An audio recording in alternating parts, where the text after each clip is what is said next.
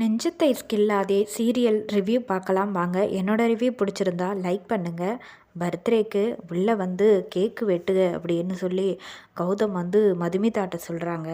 அப்போ கேக்கை வெட்ட போகிற நேரத்தில் அந்த கிரண் வந்து உள்ளே ஹாப்பி பர்த்டே டு யூ அப்படின்னு விஷ் பண்ணிக்கிட்டே கையை தட்டிட்டு வராரு. கிரண் மதுமிதாவுக்கு இன்னைக்கு பர்த்டே, அவள் இவ்வளோ நேரம் எங்கள் வீட்டில் என் கூட தான் இருந்துட்டு வந்தா அப்படிங்கிற மாதிரி சொன்னோன்னே கௌதம்க்கு வந்து ரொம்ப டென்ஷன் ஆகுறாரு.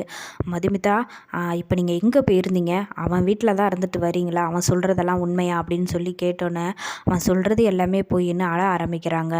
அதுக்கப்புறம் ஐயோ பாவி, ஏன்டா அப்படி பண்ணுற அப்படின்னு சொல்லி மதுமிதா அம்மா வந்து கிரண்கிட்ட சொல்லவும், என்ன ஆண்டி நீங்கள் கூட மாற்றி பேசுகிறீங்களே, நான் மதுவை எவ்வளோ லவ் பண்ணேன்னு உங்களுக்கு தெரியும்ல, நாங்கள் 2 பேரும் லவ்வர்ஸ் தானே அப்படின்னா, அட பாவி, என் பொண்ணு நல்லா இருக்கக்கூடாதுன்னே இப்படி பண்ணுறியா? எப்பயோ நடந்தது இப்போ வந்து சொல்கிறியாடா அப்படின்னு சொல்லி அழ ஆரம்பிக்கிறாங்க. அதுக்கப்புறம் ஜீவா போய் சட்டையை பிடிச்சி கிரணை வந்து அடிக்க போகிறாப்புல. நீ ஒழுங்கு மரியாதையே போயிடு, எதுக்கு இங்கே பிரச்சனை பண்ண வந்திருக்க அப்படின்னு சொன்னோன்னே, நானும் மதுமிதாவும் இப்போவும் லவ் பண்ணுறோன்னொன்னே அவர் சொல்கிறது எல்லாமே பொய்ன்னு மதுமிதா வந்து அழுகுறாங்க. அதுக்கப்புறம் என்ன பண்ணுறதுன்னு தெரியாமல் மதுமிதா அவங்க அப்பாட்ட வந்து சொல்கிறாங்க, அப்பா இப்போ கூட ஒன்றும் கெட்டு போகலப்பா, நான் இப்படியே உங்கள் பொண்ணாவே உங்கள் வீட்டுக்கு வந்து என்னை ஏற்றுப்பீங்களாப்பா அப்படின்னோடனே, உன்னை யார் களங்கப்படுத்தினாலும் சரி நான் நம்புகிறேன், நீ என் பொண்ணு வந்து என்றைக்குமே தப்பு பண்ண மாட்டான்னு நான் நம்புகிறேம்மா அப்படின்னு சொல்லிட்டு மதுமிதா வந்து அப்படியே ஹக் பண்ணி அழுதுகிட்டு இருக்காங்க.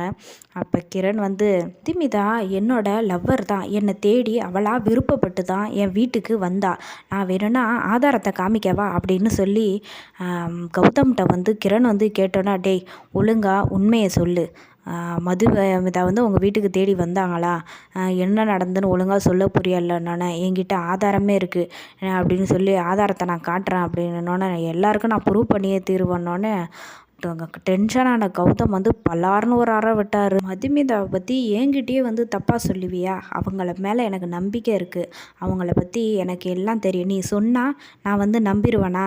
நீ எவ்வளோ பெரிய ஃப்ராடுங்கிறது எனக்கு தெரியும் அப்படின்னு சொல்லி அடின்னு அடித்து வெளியில் வந்து துரத்தி விட்டுறாரு.